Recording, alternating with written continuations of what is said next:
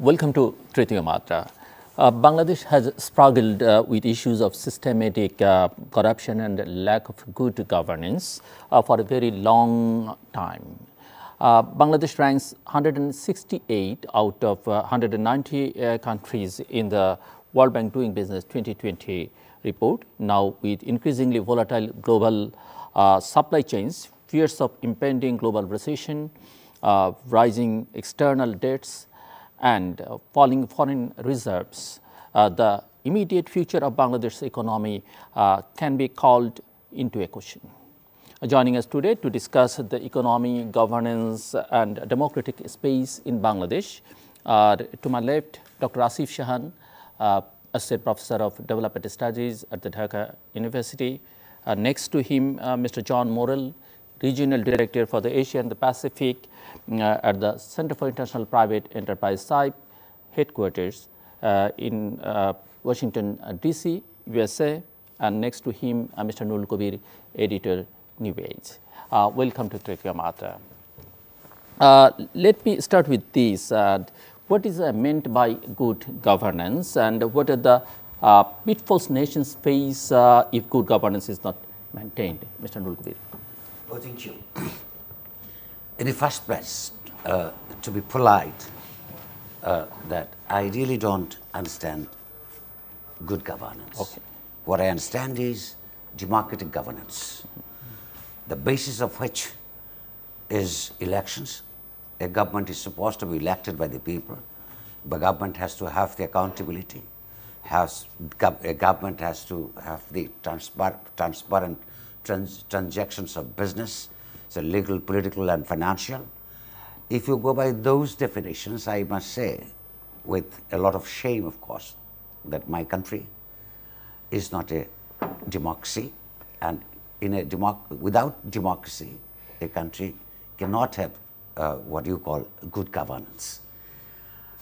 You see, the direct product of an authoritarian government, a government that doesn't have any accountability to the people, is financial corruption.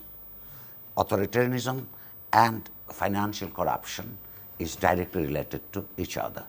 And usually we have seen in this part of the world and some part of the what we call third world countries that the financial corruption is being taking place usually in the name of developments.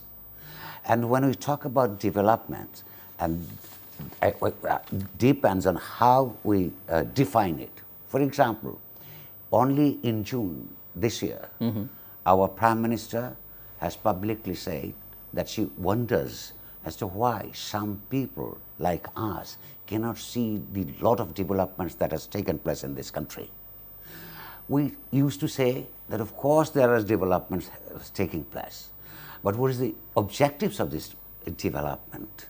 Is it real development? For me, is development of the human resources, development, removing of hunger, development of education, development of skills, development of many other human qualities.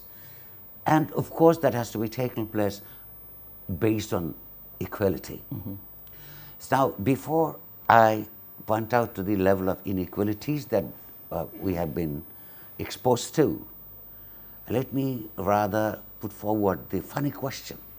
6 months ago, when a Prime Minister says that she wonders why people cannot see the development she has ensured, and even suggested that those who cannot see or the blind of the development, she even suggested to give, what is it called, that the vaccination of the eyes by using the syringe. Now, in a few months, the same Prime Minister is suggesting that there is an imminent famine. She's telling that we may not have electricity even at night. Her advisor on energy is suggesting once again that we have to learn to save electricity at the daytime. So what kind of a development the incumbents have been talking about for years. What kind of things has taken place? I can give very brief statistics produced by even the government and the internationally recognized organizations across the world.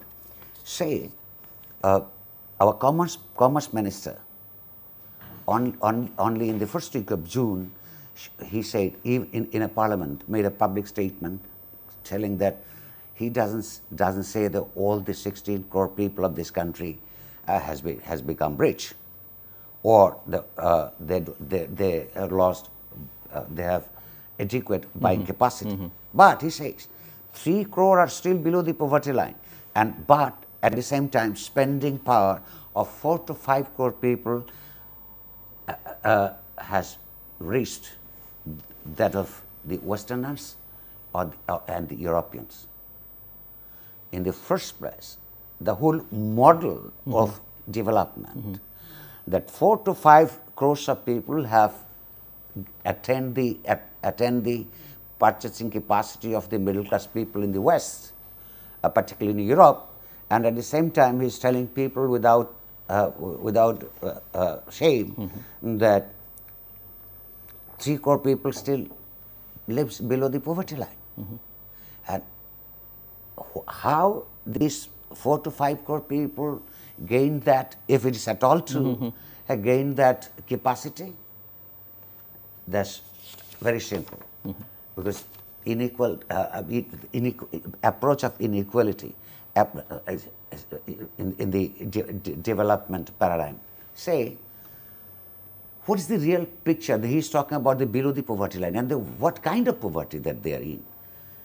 Only in July 7 this year, the state of food security and nutrition in the world, that's a credible research organization across the world, says 73.5% of Bangladeshis are unable to afford healthy food, as one needs to spend $3.64 for getting required nutrition per day, while Bangladesh remains the third most vulnerable after Nepal and Pakistan.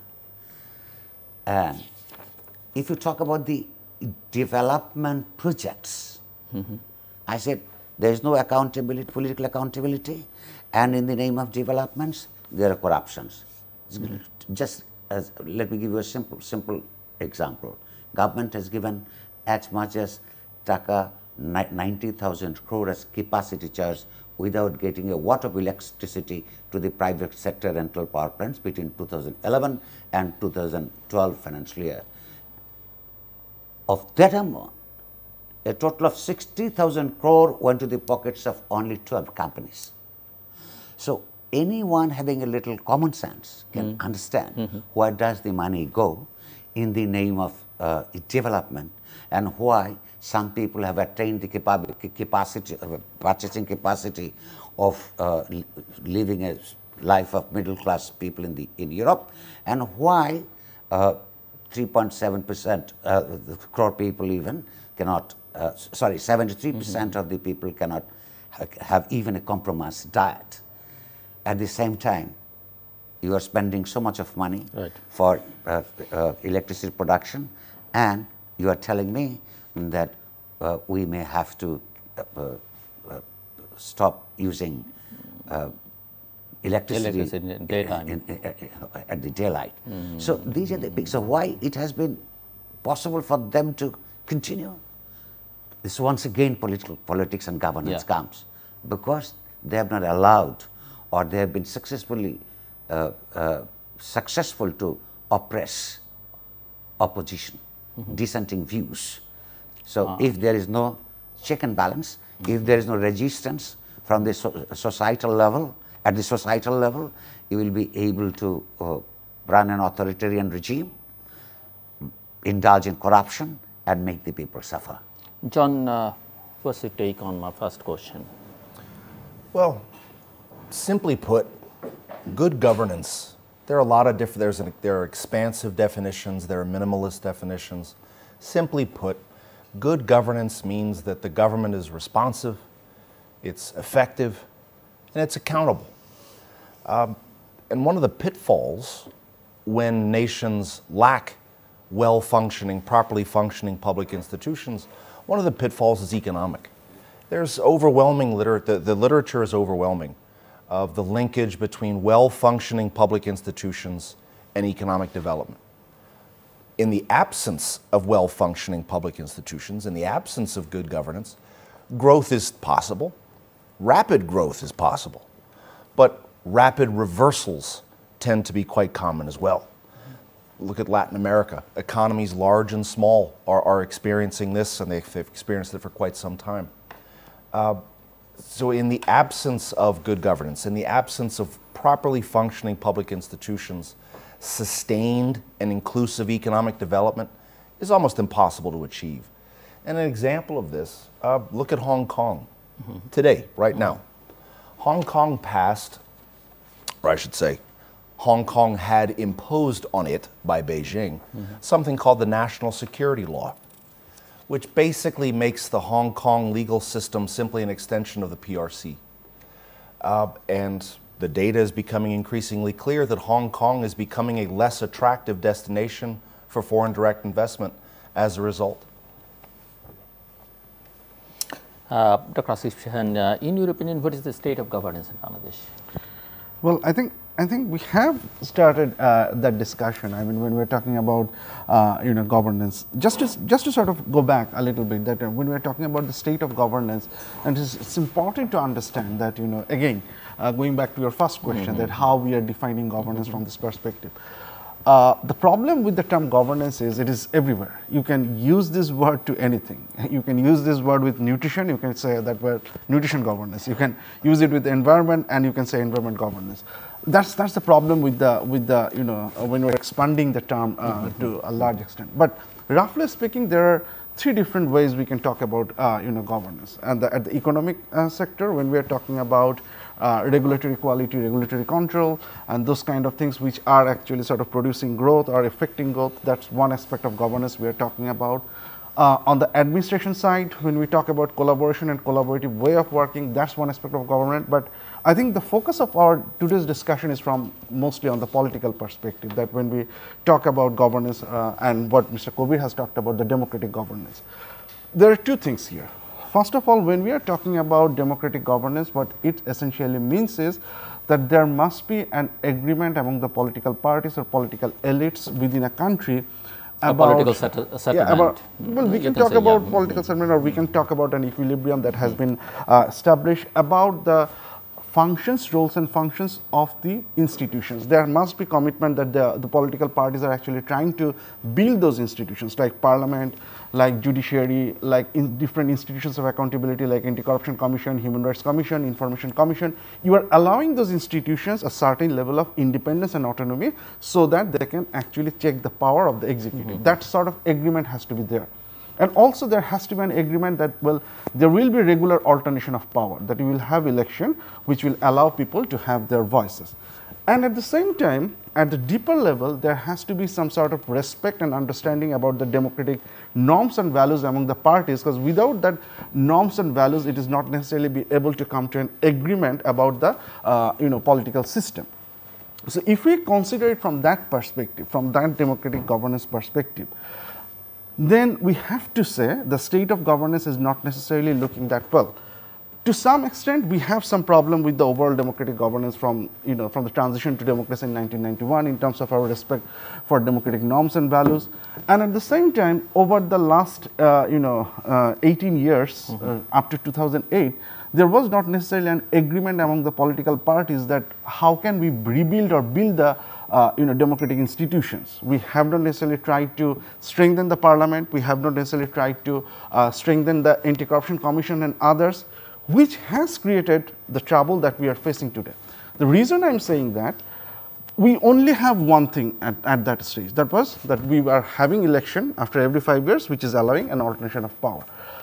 When that particular aspect is taken away from us in 2014, and which essentially means that the government is actually transforming from an electoral democracy to an electoral authoritarianism.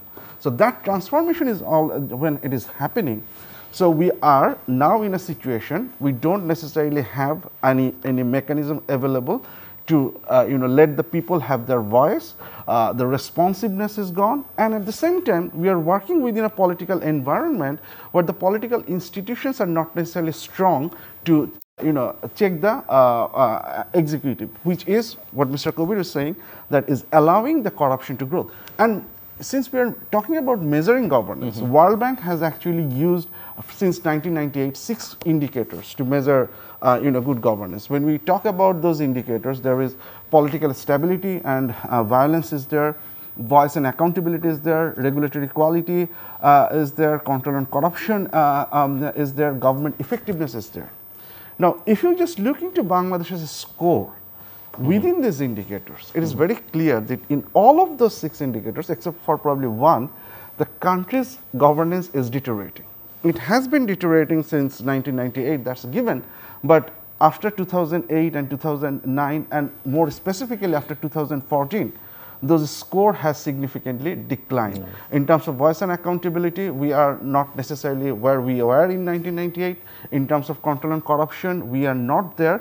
And to be very honest, if you look into the different agencies or organizations that evaluate Bangladesh, no one of them actually right now considering Bangladesh a democratically governance countries.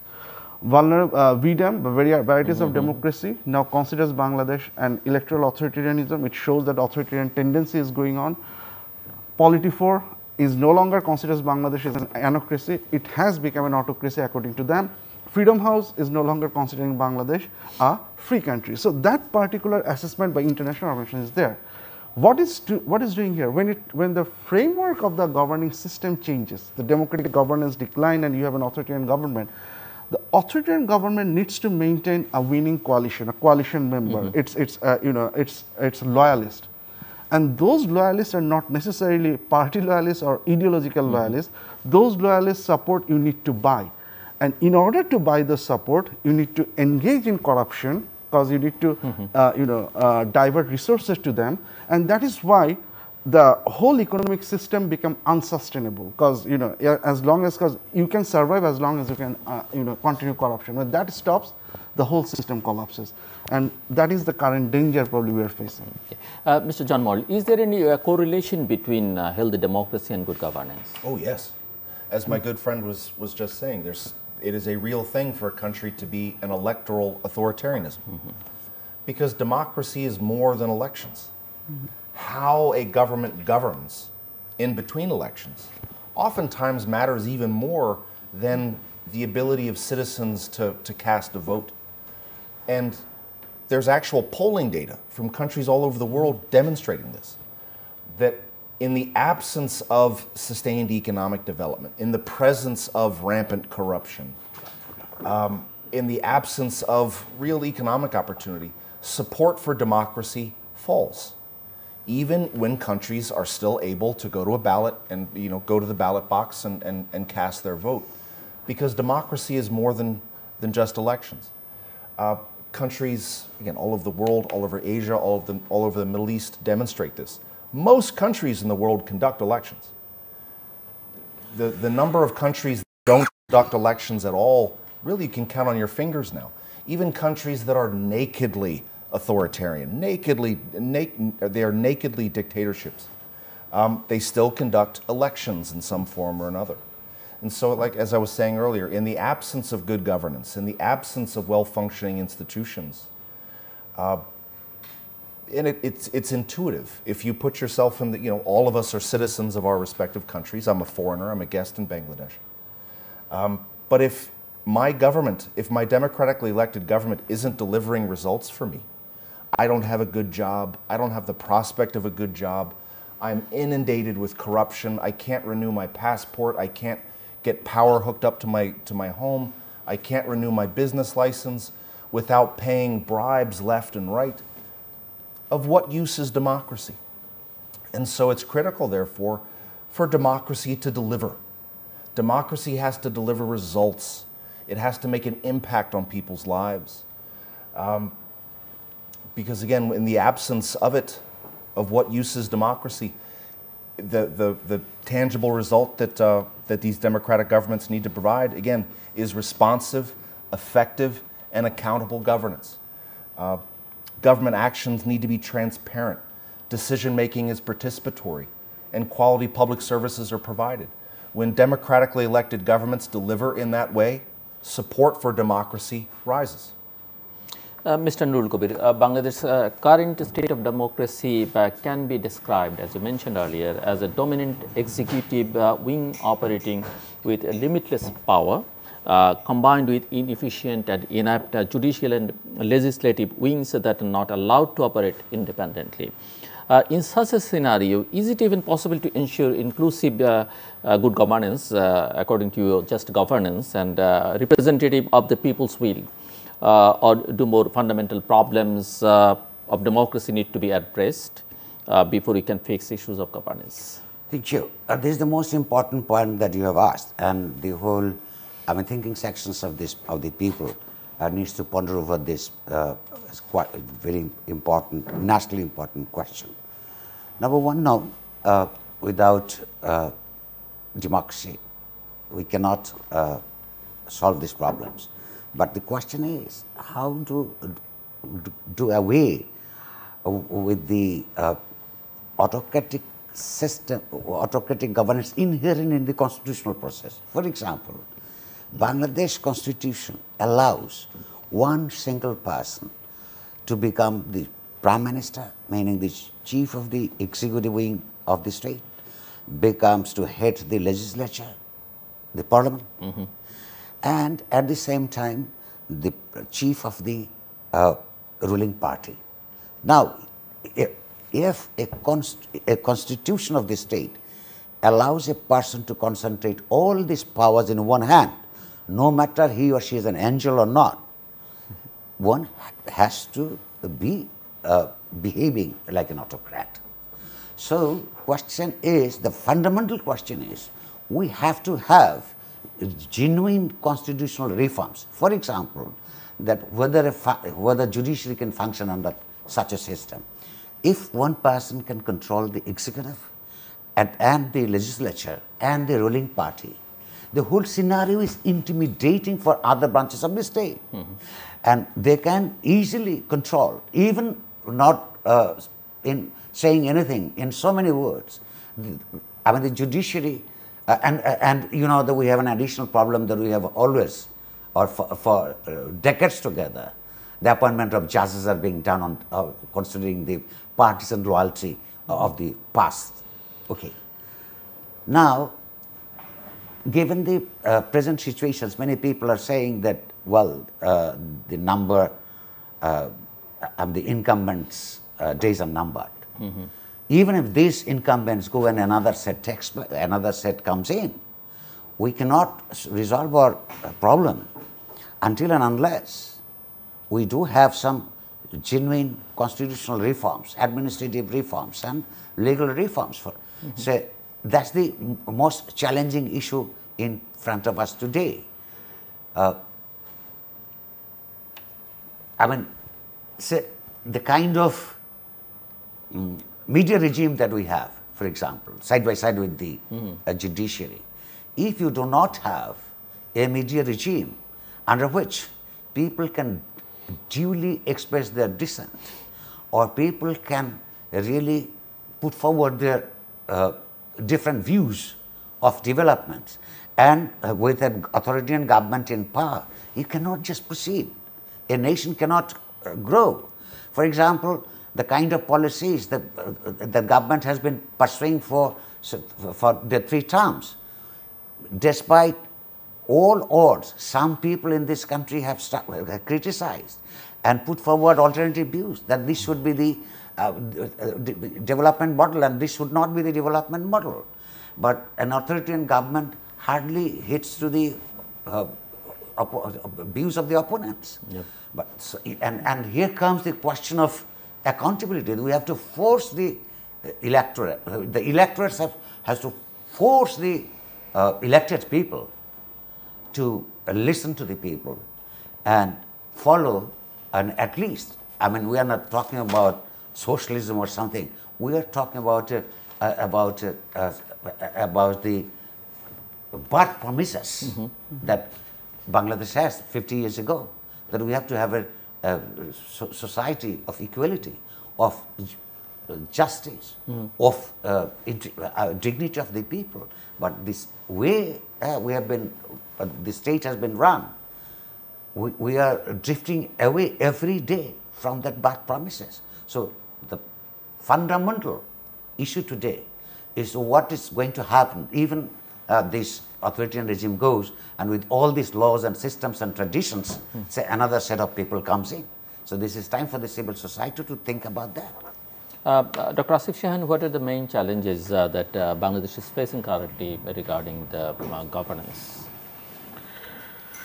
Well, I mean, there again, I think a part of that has already come from our discussion, that when we're talking about Bangladesh, it's about the regime type, the authoritarianism, the competitive authoritarian system that we're talking about. It has essentially become the major challenge. Two things here. I mean, one of the things that, you know, since Mr. Kabir was talking about the checks and balance and power sharing, I just want to, you know, paraphrase Madison here. Madison in Federalist made a very interesting statement that if human beings are angels, we probably would not need any government.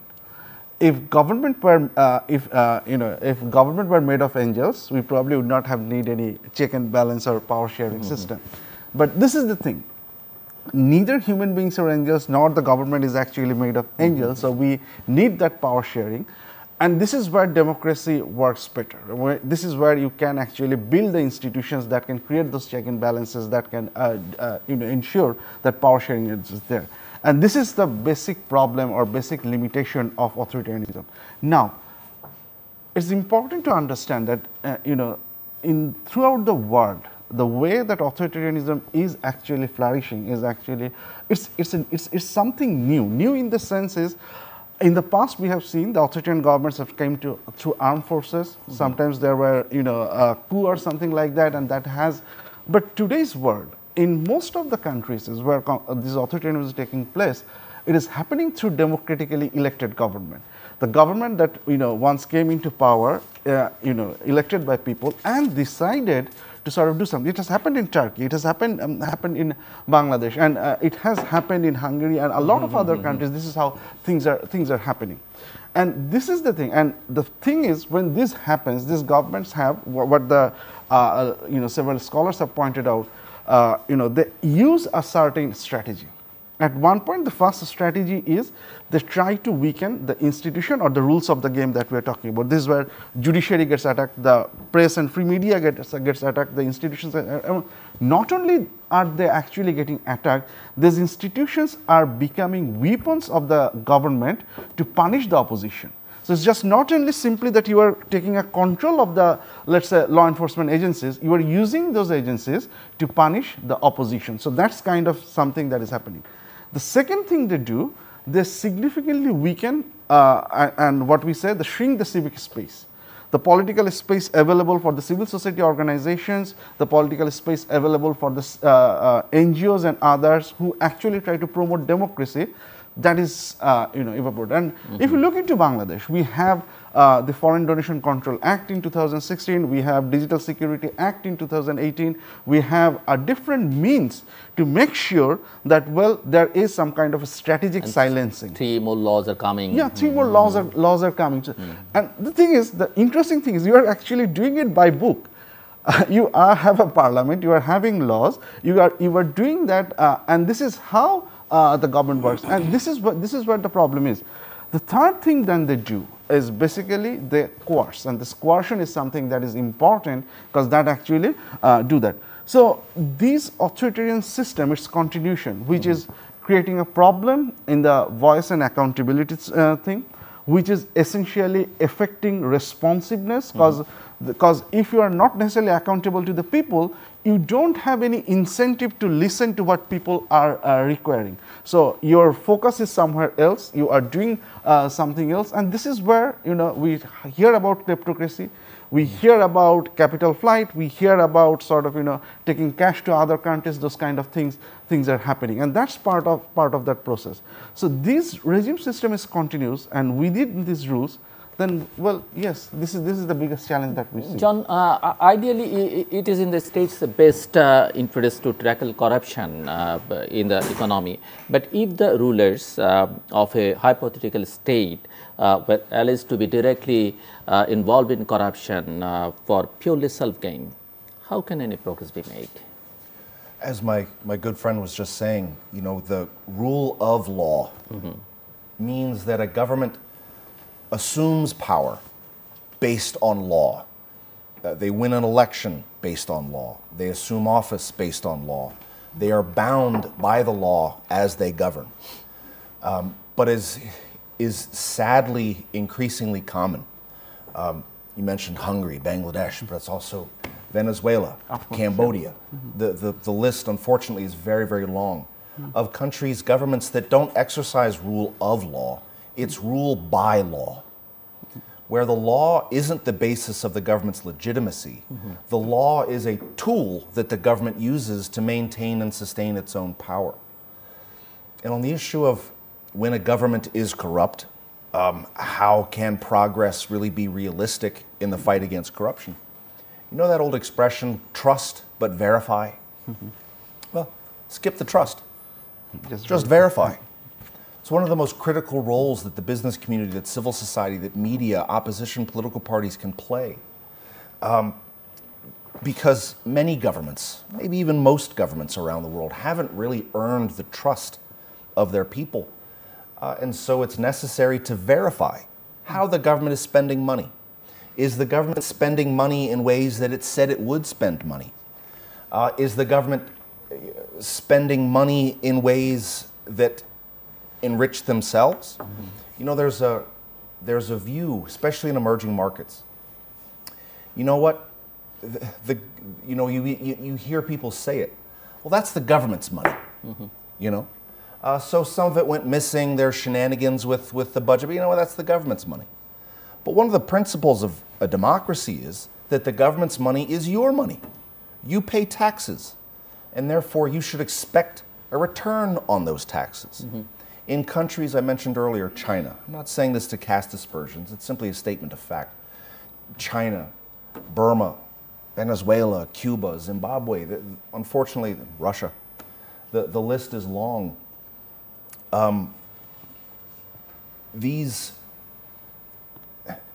The anti-corruption efforts in these countries too often focus exclusively on the government, either complaining about the government or asking the government to do something about it.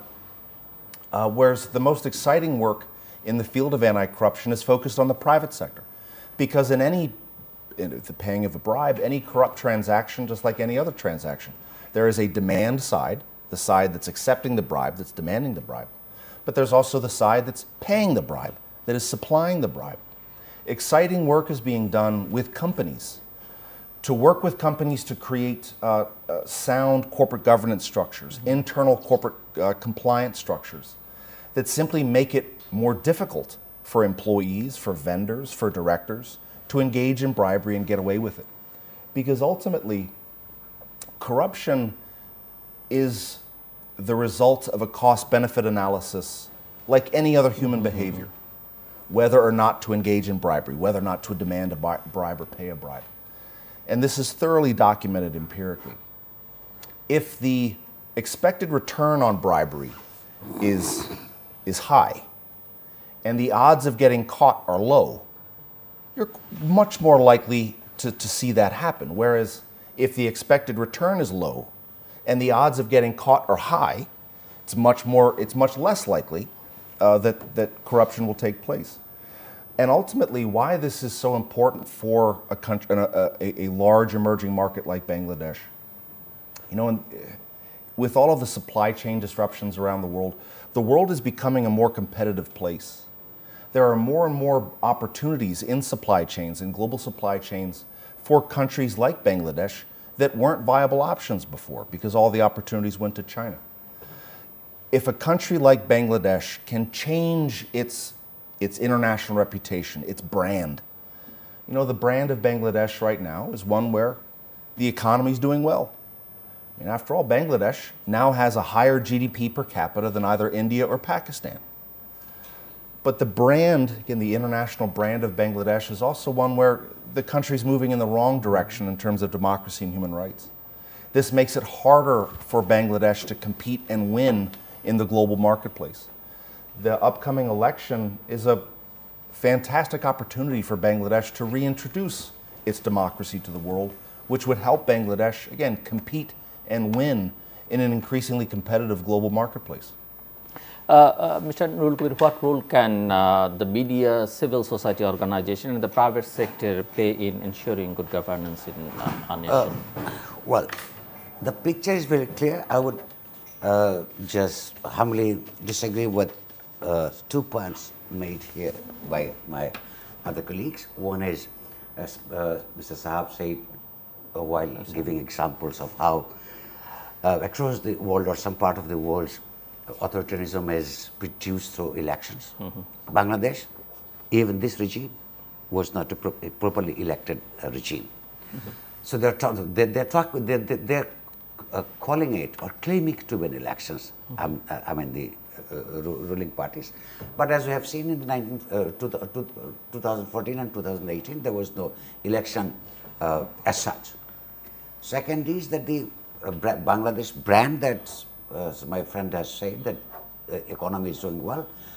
I should give to you the message that no, Bangladesh is not doing well even in the economy, because for many of us, just growth of GDP is not development, is not economy, because even let alone that the figure, GDP figure is contested here by our sound private sector economists, that the figure that government provides us with is not correct.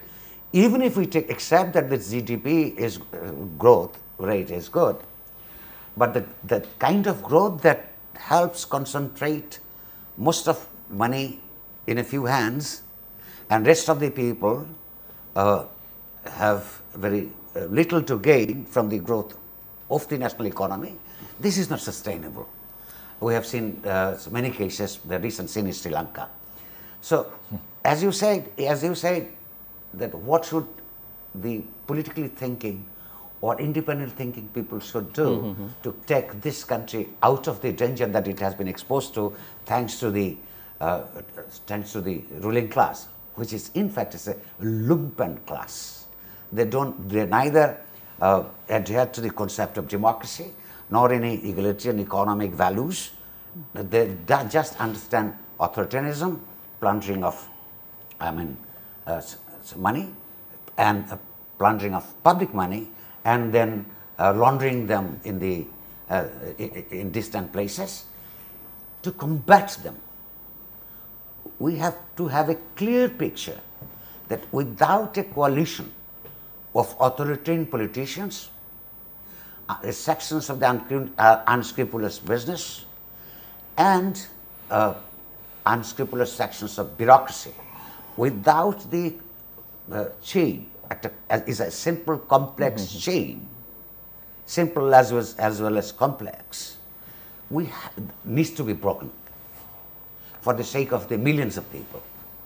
And we really have to work hard, taking as much as a risk comes for the sake of the future of this country, work hard to tell people that the country belongs to the people, not to a small group of people who plunders public money, doesn't listen to the people, and takes the money somewhere else.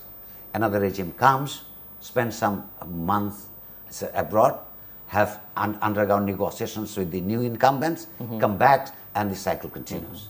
We have to challenge that. We have to expose them, and we have to talk about real democracy that needs to be taken root in this country. Indeed. Dr. Asif Shahan, are there any models or methods of reducing corruption that has worked in other nations and economies abroad, and can those models or methods be used in Bangladesh? Okay. Just before answering that question, I just need to clarify something. I mean, going back to that point, that when I was talking about the elected regime, I was not necessarily referring to 2014 or 2018's election, because there's no doubt about what happened in 2014 or 2018. What I was referring to was in 2008. I mean, this is because that election was considerably fair, and I mentioned that like a lot of other countries of the world, this is how authoritarianism sort of propelled in Bangladesh, and the starting point in 2008, and then 2014 the regime completely changed. Now, this is basically the question that you asked. It's a very difficult question. The first thing is, I mean, let me just put it this way. So there are two ways to answer this question. One is to some extent from a normative perspective, that what we want, what should be done, how we want different actors to behave. So you can design a model, you can design a framework, you can design institutions and expect everyone to work this way. Unfortunately, in real life, it doesn't work that way. And to be very honest, in 2004, 5, and 6, there was a critical discussion that was going on, that what we're seeing that in a lot of countries, even though the rate of corruption was high, but the economic growth was really high. So the understanding that we had, that corruption was essentially reduce economic growth, that did not happen. So that actually sort of encouraged a lot of scholars to question that what is really happening. Does corruption is actually a problem, or corruption is a part of development process, economic growth process that has happened? Over the years, different countries have tried to apply different models. Singapore has their own models to sort of an authoritarian system. They have tried to do that, but all of those models, all of those things have their limitations. It has not necessarily worked perfectly well in any countries. But what we have understood, what we have known from different experiments, that there are some common things. We cannot eliminate corruption completely. That will remain part of the thing. But what we can do, two things. We can reduce that, and we can reduce the impact of corruption on the citizens. Now let's ask the question that how can we do that? Again, one way is theoretically you build those institutional mechanisms. You build horizontal accountability mechanisms where there are institutions which will try to ensure accountability of the government agencies and others, so that public money is not necessarily being used for private gains. You support those horizontal accountability mechanisms with electoral accountability mechanism or vertical accountability mechanism, where the government is responsible for its action, and if they fail, people will have right to sort of throw them out of the government. A new government will come, and that will try to deliver services. So these two things, the horizontal and vertical accountability mechanism, when these two works, that is one possibility. In addition to that, in the early 2000s, we allowed another particular understanding, what we call the social accountability, that where the idea is you empower people, you make them aware, you let them know that what is going on, what services they deserve, what services they are supposed to get from the government, and if they don't necessarily get those services, where they can go, where they can reach, what they can do, the grievance redress system and others. Again, these are all theoretical discussions, that this is something that can work if we can sort of ensure a marriage between horizontal, vertical and social accountability mechanism. But it will depend from country to country, country's context to country's context, how powerful the political parties are, what the governing system is, what the elites doing. So this is a different question. So we cannot come up with a comment, but we can actually argue that the democratic system is probably will do better in terms of controlling corruption. John, is there a need for a root level educational reform to accustom people and popular culture to matters of ethics, legal compliance, and good governance? There's not a need for education in terms of teaching people that corruption is morally wrong. I mean, that's basically universally accepted. In pretty much every country around the world, corruption is illegal, bribery is a crime. And so it's not really a matter of teaching people that corruption is bad, but rather that corruption isn't inevitable, is what I think people need to know. It's really interesting research out of the University of Stockholm talking about social norms. And there are two different kinds of social norms. There's the norm of whether or not something is right or wrong. And those are relatively fixed over the course of your life. I mean, think about it. How many, from your own perspective, how many things over the course of your life did you used to think were morally wrong, but now you think they're okay? Those sorts of norms are rather fixed over the course of people's lives. Is it right or wrong?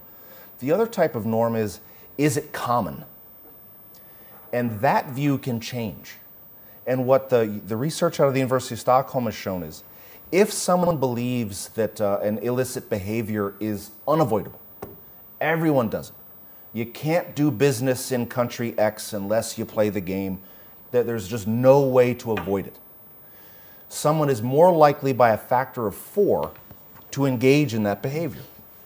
Whereas if people think that, yes, it's bad, but it's not inevitable, it is avoidable.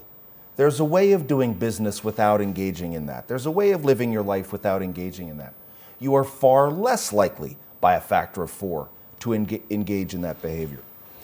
And so ultimately the moral of that story is, unless people believe that progress is possible, progress won't be made. If people believe it's sort of a hopelessness, if people believe, again, it's corruption, it's unavoidable, it's inevitable, you can't avoid it, you can't do business without doing it, progress ultimately will always remain ethereal and will never really be realized. Mr. Nurul Kabir, the current and upcoming legislature in Bangladesh seems to be targeted to close the space for both the civil society and political opposition. What steps need to be taken in order to open up a space for political participation and keep the space open in the future? Resistance. Very shortly. Resistance, people's resistance, or politically conscious, organized resistance is the only answer across the world, across the ages, to fight against authoritarianism, political corruption, economic corruption. It's only the people. And there's no short path for that. There's no, one has to work, sections of the people, conscientious people, democratically oriented people, has to work hard, days after days, sometimes years after years. There's no shortcut. That's the only solution. Shortcut for that. And just to refer to the previous discussions, just a small intervention that I would like to make is, yes, in the 1970s and in the 80s, we have seen some theories that even in some societies, particularly in the third world countries, if corruption accelerates growth. But we have noticed in those days that these theories have, those days, theory came from the Western experts, that they never support these factors to grow in their own countries. That's one, that we have realized in this part of the world. And second is that the electoral autocracy we are talking about is a funny thing for me, though. I wrote a book called Nirvachanik Swairotantra, meaning the title of the book was Electoral Autocracy, before many years ago. The tragedy is we have reduced to less than that. And you see, it's a tragedy for a country that fought out an independent country for democracy, equality and justice. We are now demanding voting rights, restoration of voting rights, an 18th century demand in 2022. That's sad for us, shameful for the rulers. We wish they develop some sense of dignity, some sense of integrity, and forgive the people. So this is final round, and I have 3 questions, and I'm putting these 3 questions together. First of all, we saw recently the World Bank cutting Bangladesh's GDP growth forecast. And has the momentum of growth for Bangladesh's economy been stifled? What can Bangladesh do now continue growing? My second question is, what effect has the global recession so following Russia's invasion in Ukraine had on the economy and governance in Bangladesh, and considering the information you are aware of, what is your expectation regarding Bangladesh's democracy leading up to the upcoming national elections? Each of you have only 1 minute. Dr. Asif Shahan, please. Okay, difficult to talk about all of those in 1 minute. You can choose any question. Okay. Or let me just talk about the impact of global recession on this thing. I mean, I think we all can agree that yes, there probably are some impacts. I mean, yeah, the way that those countries have produced goods and everything, and the way there is an impact on supply chain, we cannot deny that. But I think the more critical question is not necessarily only the recession. Yes, it has created an impact, but at the same time, what we are talking about at the very beginning, that just a few months ago we are talking about becoming Singapore, we are talking about having everything, we are talking about being a developed country by 2041 where there will be no poverty. Then if that is really the case, then the economy should have some shock resistant strategy. The economy should have been resistant to these shocks, and economy should have at least performed better than what we are observing. That has not happened. And that actually raises the question to what extent, because we cannot say at this point that to what extent the global recession is doing that, to what extent other factors, but what we can say that the authoritarian model that is happening, the economic system that is developed, the way that rents are being produced to the companies and others, the things that are going, the corruption, that has actually played probably a bigger role in terms of this, this issue. Well, on Bangladesh's upcoming election, I'm a foreigner, I'm a guest here. And I'm also not worth much as a political forecaster, so I can't say I won't say what my expectation is, but I will say what my hope is. And my hope is that ultimately there's diverse voter participation, there's non-violent competition, both during the election season and also after election day, and that the election is a competition of ideas. As opposed to a competition of personalities and a competition of threats. And I know that may sound sort of like a pie-in-the-sky wish, but this election really is an opportunity for Bangladesh to reintroduce its democracy to the world, which, as I said earlier, will help Bangladesh. We were talking about the global economy. That will help Bangladesh compete and win in an increasingly competitive global marketplace. Thank you. Mr. Nurul Kabir. Well, number one, we need to notice that the incumbents are talking about the impact of global recession, particularly in the context of Ukraine war. We need to tell the people that yes, there are predictions by international authorities, competent authorities, that a global recession is coming, and some countries will may be exposed to even famine that our Prime Minister is referring to. But we clearly need to point out that the predictions are not for all the countries, 45 countries. Even not for all those countries who have the similar status that middle income countries.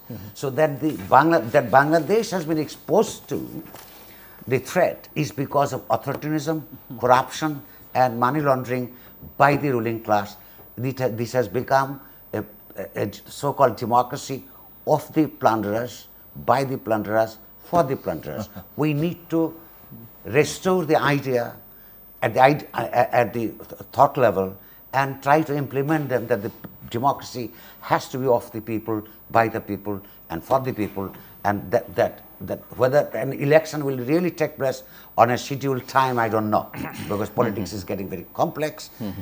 But only thing that we can do is to fight for democracy. Thank you, Dr. Asif Shahan, Mr. John Morrell, and Mr. Nurul Kabir for being with us, for time and thoughts. Thank you so much. The current trends facing Bangladesh's economy and democratic space all indicate regression. The most important question in the public consciousness now is the upcoming national elections, as my guests were talking about. All members of society await with bated breath to see whether the promise of free and fair elections can be delivered. For only through the democratic process can the nation's economy be swung in a direction that allows a prosperous and equitable growth for all people of Bangladesh. Thank you so much. Thanks for joining with us.